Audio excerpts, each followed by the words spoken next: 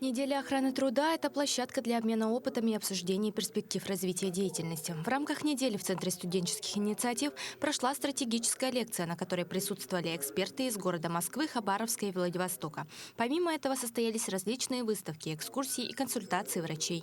А сегодня у нас в мэрии проводится День здоровья. Так как охрана труда – это прежде всего сохранение жизни и здоровья работающего человека в период его трудовой деятельности, да, мы решили провести сегодня День здоровья. Приехал СПИД-центр, тоже они взяли анализы на разного рода инфекции, на гепатиты. И также лекционная часть прошла на тему профзаболеваний и по корпоративной программе укрепления здоровья работников.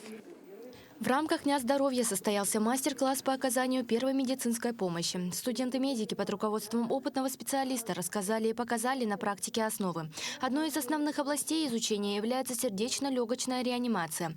Она включает в себя 30 компрессий и 2 вдоха. Для того, чтобы провести ее, необходимо расположить одну ладонь на середину грудины, а вторую на первую, перпендикулярно ей. Частота нажатий на грудную клетку должна быть 100-120 раз в минуту. Глубина надавливания 5-6 см. Считайте компрессии до 30 десятками, затем перейдите к искусственному дыханию. Я вижу, что вообще все мероприятие проходит на очень высоком организационном уровне. И сегодняшнее мастер-класс, который проходит, он очень важен, потому что в предыдущей лекции мы увидели, что смертность от ДТП у нас повысилась на 19%. Поэтому это очень важно, чтобы уметь оказывать первую медицинскую помощь. Поэтому я надеюсь, что эта неделя охраны труда городская станет ежегодной. И, конечно же, больших успехов и администрации, и отделу охраны труда в деле защиты здоровья работающего населения. На День здоровья также приехали специалисты онкодиспансера. Они произвели забор анализов на раннее выявление онкомаркеров в крови.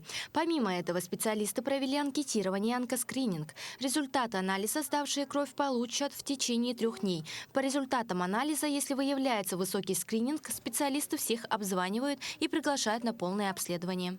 Эта акция у нас продолжается давно, идет каждый месяц по заявкам организации. Это нужно для раннего выявления онкопациентов.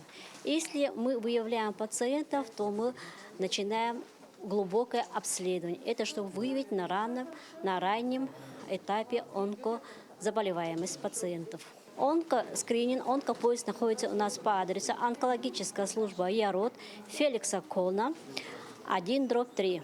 Отмечу, что неделя охраны труда в Якутске проходит впервые. 2023 год был объявлен годом труда. В связи с этим в республике проходят мероприятия, направленные на повышение престижа труда рабочих профессий, чествование человека труда и трудовых династий. Даяна Федорова, Иван Сорокаумов, Якутск.